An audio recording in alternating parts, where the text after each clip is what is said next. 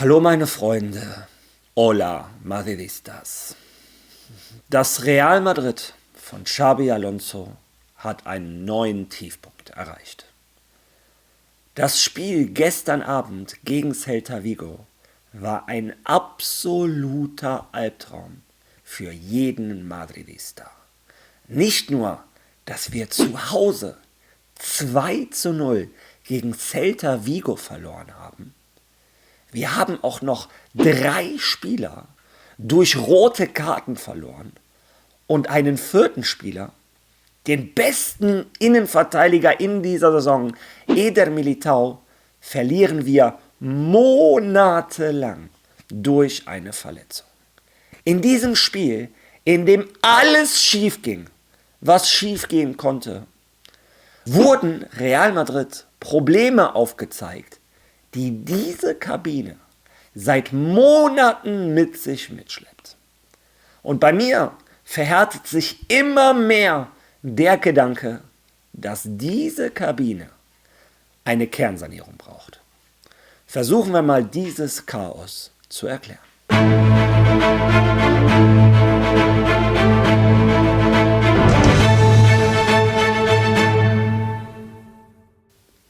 Dieses Real Madrid hat so viele Probleme, so viele Baustellen, dass es unmöglich ist, den einen Grund zu finden, warum die Saison so läuft, wie sie läuft. Doch wenn man einen Hauptgrund finden möchte, und versteht mich nicht falsch, mit Sicherheit trägt Florentino Perez eine Teilschuld. Mit Sicherheit trägt Juni Calafat bei den Transfers eine Teilschuld. Mit Sicherheit hat auch ein Xabi Alonso einen großen Teil Schuld. Aber für mich sind die Hauptschuldigen die Spieler von Real Madrid. Diese Mannschaft hat uns doch vor 3 Tagen gegen Athletic Bilbao gezeigt, dass, wenn sie wollen, sie doch können. Da konnten sie doch die nötige Intensität, die nötige Zweikampfstärke, den nötigen Laufwillen. Da konnten sie erste Bälle gewinnen, zweite Bälle gewinnen, Luftduelle gewinnen. Sie haben sich freigelaufen, sie sind in die Tiefe gestartet. Sie haben den Ball, haben den Spieler Möglichkeiten, Lösungen angeboten.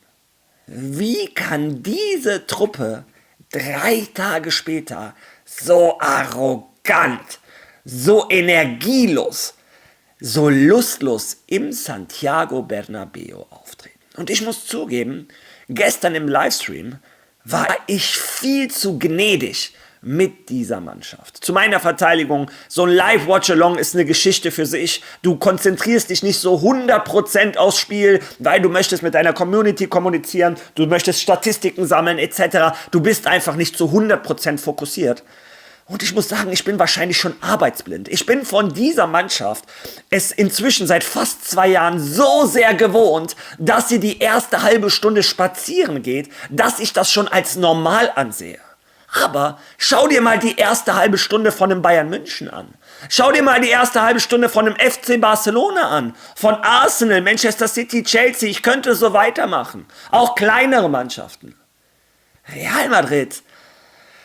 Langsam denke ich, es gibt Spieler in dieser Kabine, die zu früh zu viele Titel gewonnen haben, die im frühen Alter mit knapp 20 Multimillionäre sind, schon so viele Titel in ihrer Karriere gesammelt haben, dass die denken, die brauchen es nicht mehr auf dem Fußballfeld zu beweisen. Ich kann es mir nicht anders erklären, wie eine Mannschaft, die vollgepackt ist mit Weltklasse-Spielern, solche Leistungen abruft. Ja, und zunächst einmal, damit auch Xabi Alonso einen Teil der Schuld bekommt, schauen wir uns die Aufstellung an, die unser Trainer gestern gewählt hat. Du kommst gerade aus einem sehr guten Spiel gegen Athletic Bilbao. Die Mannschaft scheint endlich den Schlüssel gefunden zu haben und du fängst an, rum zu experimentieren. Ein Álvaro Carreras, ein Außenverteidiger, stellst du als Innenverteidiger auf. Auf der anderen Seite, ein Raúl Asensio, einen Innenverteidiger, stellst du als Außenverteidiger auf. Und ich bin mir der festen Überzeugung, er hat Fede Valverde nicht als rechten Verteidiger aufgestellt, damit der nicht wütend wird. Da bin ich mir zu 95%, eigentlich bin ich mir da komplett sicher.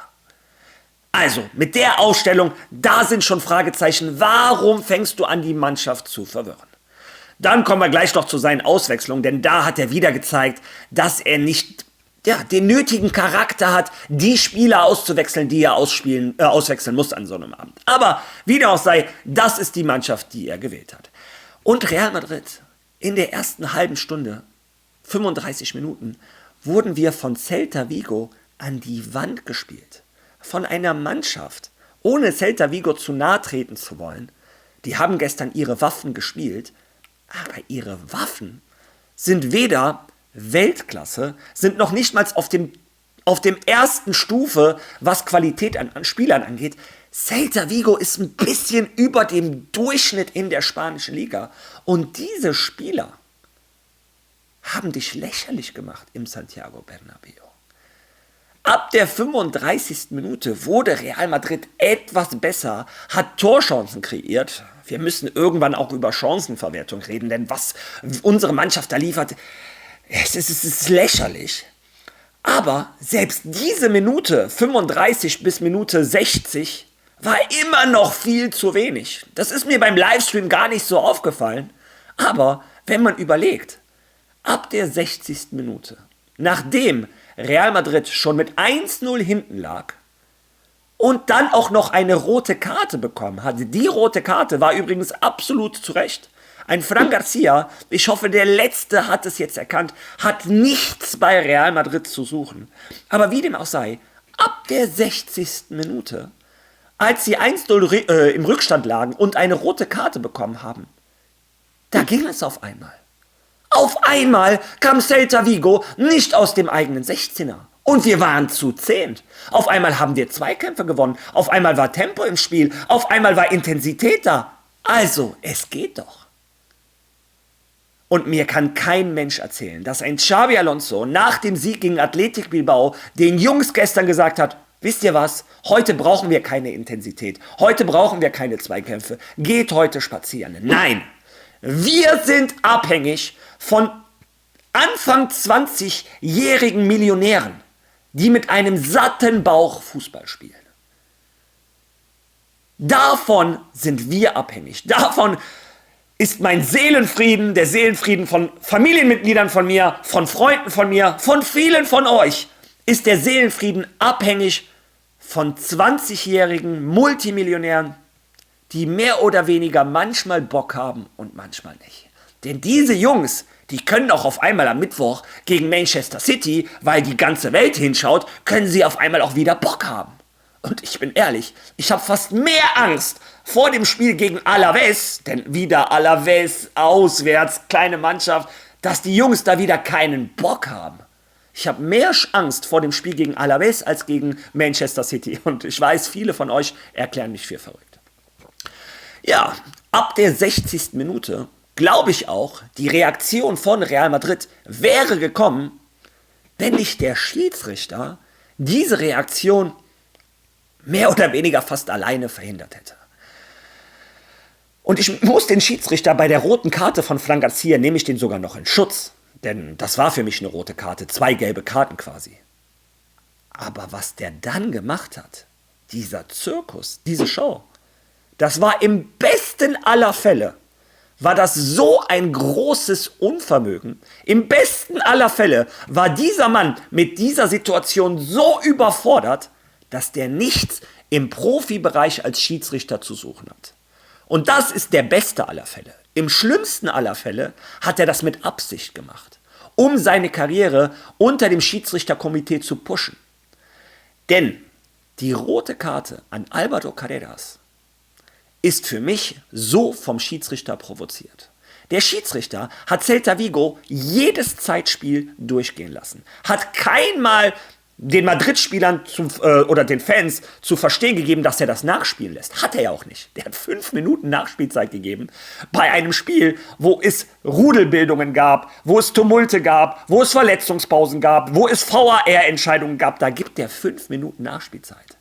Dann entscheidet er zum 20. Mal, dass Real Madrid den Freistoß einen halben Meter zu weit vorne ausgeführt hat, zwingt den Freistoß wieder weiter hinten auszuführen. Irgendwann denkt sich ein Álvaro Carreras, wie jeder Madridista auf dieser Welt, ach komm, und dann rennt er mit einer Aggressivität auf Álvaro Carreras, zeigt die gelbe Karte. Und ich habe gestern im Stream nachgezählt, zwischen der ersten gelben Karte und der roten waren 2 Sekunden. Und er hat in die Akte auch geschrieben, was Álvaro Carreras gesagt hat. Er hat eine rote Karte gegeben, weil er zum Schiedsrichter gesagt hat, du bist so schlecht. Ist das eine Beleidigung? Nein, das ist Tatsache. Der Mann ist so schlecht. Wie gesagt, im besten aller Fälle ist er schlecht. Im schlimmsten aller Fälle, von dem ich ausgehe, wollte der Schiedsrichter seine Karriere auf den Nacken von Real Madrid aufbauen. Und das hat man durchgehend gesehen. Denn wenn du schlecht bist, vertust du dich in beide Seiten. Aber seltsamerweise hat jede falsche Entscheidung immer nur zugunsten von Celta Vigo gewesen. Aber das Schlimme an allem, ich möchte nicht einmal so einen großen Teil Schuld dem Schiedsrichter geben. Auch der hatte mit Sicherheit seine Schuld. Aber unsere Jungs können nicht 60 Minuten spazieren gehen und dann erwarten, danach den Gegner zu überrollen. Denn damit respektierst du nicht nur nicht das Wappen, sondern du respektierst auch nicht jeden einzigen Madridista auf dieser Welt. Du wirst von Real Madrid mehr als gut bezahlt. Du wirst von den Fans in jedem Heimspiel angefeuert, auch in den Auswärtsspielen. Du hast einen Ernährungsplan, du hast Personal Trainer, du hast Leute, die dich massieren. Du hast alles, was du brauchst, ein ganzes Ökosystem um dich herum, damit du die 90 Minuten auf dem Platz alles gibst. Du arbeitest 2 Stunden am Tag und du meinst, die Dreistigkeit besitzen zu können, die ersten 60 Minuten spazieren zu gehen. In dieser Kabine stimmt es nicht. Das wäre zu Zeiten von Cristiano Ronaldo, Modric, Sergio Ramos etc. niemals passiert. Diese Mannschaft braucht eine Grundsanierung. Ein Florentino Perez muss sich meiner Meinung nach zu 100% hinter Xabi Alonso stellen und der muss ausmisten. Der muss endlich wieder das machen, was er am Anfang der Saison versprochen hat. Und zwar, dass nach Leistung aufgestellt wird und nicht nach Name. Denn kommen wir jetzt mal zu einer Auswechslung, die für mich kein Verständnis hat. Und das hat gar nichts mit Arda Güler zu tun.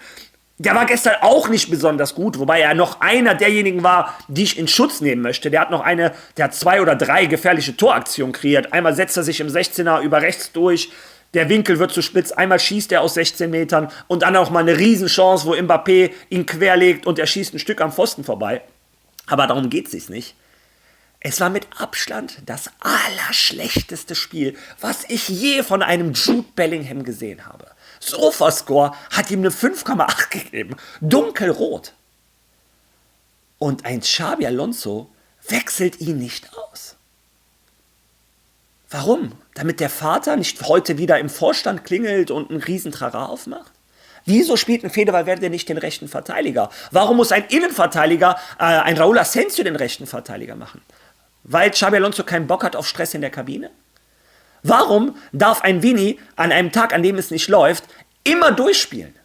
Warum um Himmels Willen spielt ein Rodrigo schon wieder? Hat ein Rodrigo Nacktbilder von Xabi Alonsos Frau oder was ist da los? Es gibt dafür keine Erklärung, außer dass ein Xabi Alonso die Kabine verloren hat. Ja, und die Kabine verliert man nur, wenn man keinen Rückhalt vom Vorstand hat. Diese Kabine muss sich um 180 Grad ändern und ich bezweifle, dass, wenn nichts Gravierendes passiert, das mit dieser Mannschaft möglich ist. Ja, im Endeffekt gebe ich die Schuld an Xabi Alonso, an den Vorstand, auch ein Stück an den Schiedsrichter. Aber den größten Teil Schuld tragen die Spieler von Real Madrid, von denen es viele nicht verdient haben, noch einmal dieses Wappen zu tragen. Kommen wir jetzt zur Einzelbewertung der Spieler.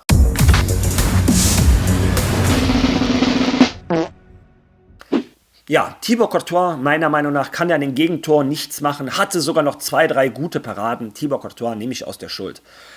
Eder Militao hat mir sehr gut gefallen. Das ist auch so eine Sache. Ich habe immer wieder gesagt, dieses ständige Vorteil laufen lassen bei Abseitssituationen, die ganz klar sind, wird irgendwann zu einer schweren Verletzung führen. Ausgerechnet bei Real Madrid war es der Fall. Der Stürmer von Celta Vigo war 1 Meter im Abseits, der Schiedsrichter hebt die Fahne nicht, Militao muss zurücksprinten. Ja, die einzige gute Nachricht, es ist nicht das Knie, es ist der Oberschenkel, aber selbst so spricht man jetzt schon von 3 bis 4 Monaten. Sobald es einen medizinischen Bericht gibt, seid ihr die Ersten, die es erfahren. Raúl Asensio ist kein rechter Verteidiger für Real Madrid. Der hat keinerlei Offensivdrang, der weiß nicht, was er als rechter Verteidiger machen muss. Der ist ein guter Innenverteidiger, rechter Verteidiger, tust du dem Jungen keinen Gefallen mit. Álvaro Carreras ist kein Innenverteidiger und Fran Garcia ist kein Fußballer, würde ich fast sagen. Also ich weiß nicht, wie ein Fran Garcia bei Real Madrid gelandet ist. Wenn Fran Garcia linker Verteidiger von Real Madrid ist, kannst du in deinem Leben alles erreichen. Du kannst Astronaut, du kannst alles schaffen, wenn Fran Garcia linker Verteidiger von Real Madrid sein kann. Das ist ja eine Frechheit. Naja, Tchouaméni, für mich vielleicht der beste Mann gestern auf dem Platz, hat den ganzen Laden zusammengehalten, vor allem als wir nur noch zu 10 waren, wie viele Ballgewinne der geholt hat, wie offensiv er inzwischen verteidigt. Der hat das System Xabi Alonso von allen am meisten verinnerlicht. Ja, im Mittelfeld Bellingham, ich habe ja eben schon alles gesagt, kompletter Totalausfall, 6 minus, wiederholen, also keine Ahnung, kann man jemanden nach einem Spieltag sitzen lassen? Also wirklich, tot. Arda Güler, wie gesagt, hatte nicht seinen besten Tag, aber der ist einer derjenigen, der noch versucht, der noch laufen will, der sich anbietet. Das sind die ärmsten Säcke auf dem Platz. Und das sage ich auch, für ein Asensio hat gekämpft, ein Carreras hat gekämpft, auch ein Fran Garcia, muss man sagen, gekämpft hat, der in Tchouaméni. Aber wenn nur ein Teil arbeitet und die anderen spazieren gehen, dann hat derjenige, der den Ball am Fuß hat, ist immer die ärmste Sau. Und das war gestern wieder so. Jeder Madrid-Spieler wollte immer nur den Ball in den Fuß. Keiner bietet mal Laufwege an. Viel zu wenig. Fede Valverde, naja, der kommt diese Saison einfach nicht in Fahrt. Das Spiel war okay, aber bei weitem nicht der Fede Valverde, den wir aus den letzten Jahren kennen. Ja, und vorne Mbappé und Vini. Mbappé hat es noch versucht, aber es gibt einen Unterschied zwischen ein Leader sein und am Ende alles auf eigene Faust versuchen.